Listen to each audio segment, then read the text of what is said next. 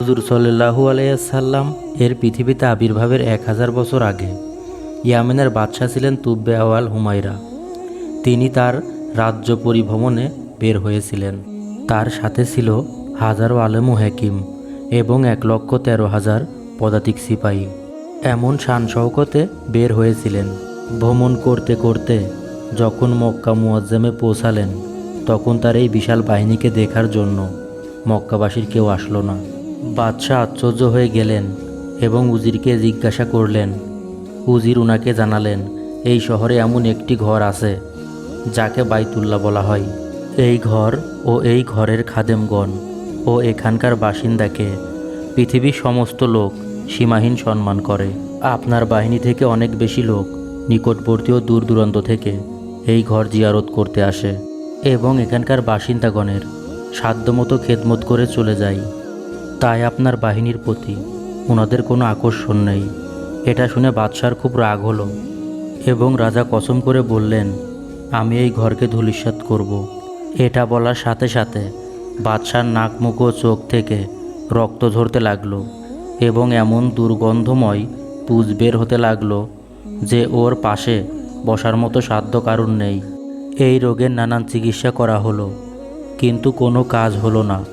সন্ধ্যায় বাদশাহের সফর সঙ্গী ওলামায়ে ইকরাম একজন আলেম রব্বানি দেখে বললেন, রোগ হচ্ছে আসমানি, কিন্তু চিকিৎসা হচ্ছে দুনিয়াদারি।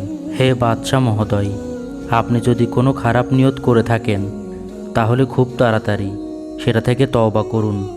বাদশাহ মনে মনে বাইতুল শরীফ এবং এর খাদেমগণ সম্পর্কিত ধারণা থেকে তওবা করলেন এবং সাথে সাথে রক্ত ঝরা এবং পুষ পড়া বন্ধ হয়ে গেল।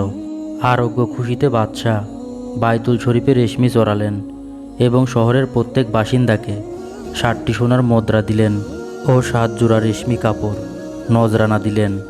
এবং সফর সঙ্গী উলামা ইকরামের মধ্যে যারা আসমানি কিতাব সম্পর্কে বিজ্ঞ ছিলেন, তারা সেখানকার মাটিগুলোকে ও পাথর পরীক্ষা করে দেখালেন এবং তখন তারা সংকল্প করলেন, আমরা এখানে মৃত্যুবরণ করব এবং এই জায়গা ত্যাগ করে কোথাও যাব না। আমাদেরও যদি কিসমত ভালো হয় তাহলে কোনো এক সময় শেষ নবী তাশরিফ আনলে আমরাও সাক্ষাৎ করার সৌভাগ্য লাভ করব। অন্যথায় কোনো এক সময় তার পবিত্র জুতার ধুলি উড়ে আমাদের কবর নিকটে পতিত হবে, যা আমাদের নাজাতের জন্য যথেষ্ট।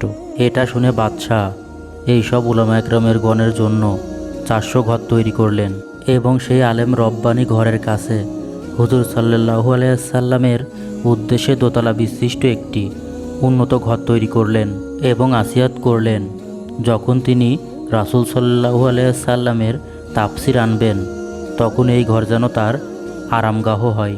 ওই 400 আলেমকে যথেষ্ট আর্থিক সহযোগিতা করলেন এবং বললেন, আপনারা এখানে স্থায়ীভাবে থাকুন।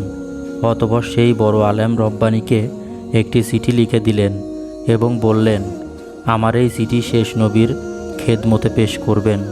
যদি আপনার জিন্দিগিতে হুজুর সাল্লাল্লাহু আলাইহি সাল্লামের আবির্ভাব না ঘটে তাহলে আপনার বংশধরকে ওসিয়ত করে যাবেন যেন আমার এই চিঠিখানা বংশ অনুক্রমে হেফাজত করা হয়, যাতে শেষ পর্যন্ত শেষ নবীর খেদমতে পেশ করা হয়।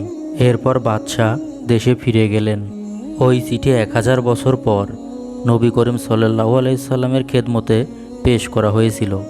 কিভাবে পেশ করা হয়েছিল এবং চিঠিতে কী লেখা ছিল তা শুনুন।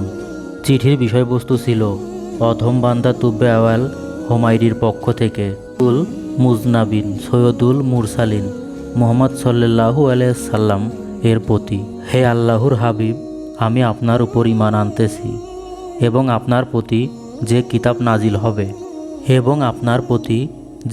নাজিল হবে সেটার উপর আমি ঈমান আনতেছি। আমি আপনার ধর্মের উপর আস্থাশীল। অতএব যদি আপনার সাথে আমার সাক্ষাতের সুযোগ হয় তাহলে খুবই ভালো ও সৌভাগ্যের বিষয় হবে। আর যদি আপনার সাক্ষাৎ নসিব না হয় তাহলে আমার জন্য মেহেরবানি করে শাফায়াত করবেন এবং কিয়ামত দিবসে আমাকে নিরাশ করবেন না। আমি আপনার উম্মত এবং আমি আপনার আবির্ভাবের আগেই বয়াত করছি।